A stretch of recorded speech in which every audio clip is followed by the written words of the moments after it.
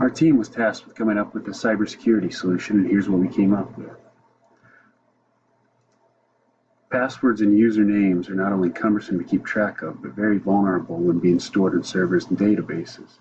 Anyone that has multiple accounts like email or social media know how many passwords and usernames you could have to create and memorize. And what happens when that database that stores this information gets hacked? Your information is compromised, and it's time to try to piece things back together again. What a headache. What if we didn't have to memorize any more usernames and passwords, and we could still easily secure access to all these apps, sites, and other accounts we need to? This is what our solution is designed to do. We have paired biometrics with blockchain technology. Many Android and iPhone devices already have basic biometric technology, and we designed the app to use that.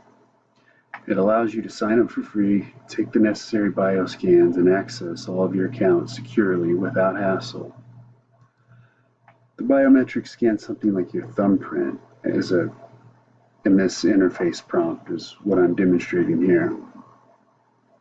Oftentimes one biometric scan isn't enough to keep your identity secure, so we can pair it up with a second scan. In this instance, we're going to use your voice.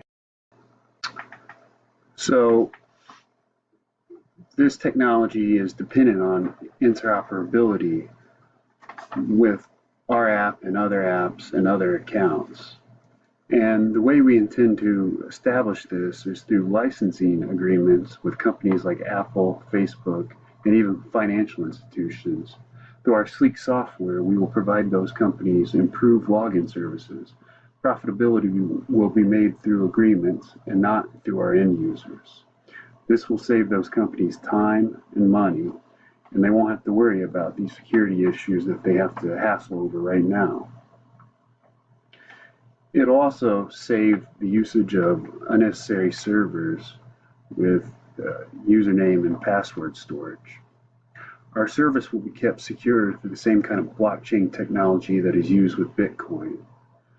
And you cannot hack a password that does not exist. Thanks for watching our presentation.